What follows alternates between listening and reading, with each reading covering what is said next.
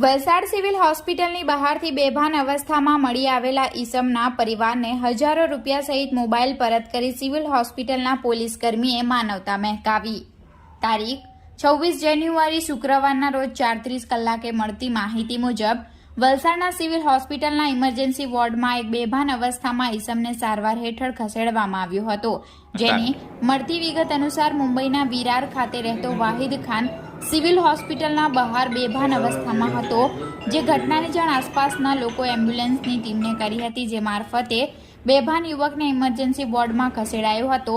જ્યાં તેની તલાશી લેતા તેના ખિસ્સામાંથી રૂપિયા 12,000 રોકડા, એક મોબાઈલ તથા કિંમતી ડોક્યુમેન્ટ ભરેલ પાકીટ મળી આવ્યું હતું। આ તમામ ચીજવસ્તુઓ સિવિલ હોસ્પિટલના પોલીસકર્મી વિકાસભાઈને મળતા તેમણે તેમના પરિવારના સભ્યોનો સંપર્ક કરી તમામ કિંમતી ચીજવસ્તુઓ પરત કરી હતી।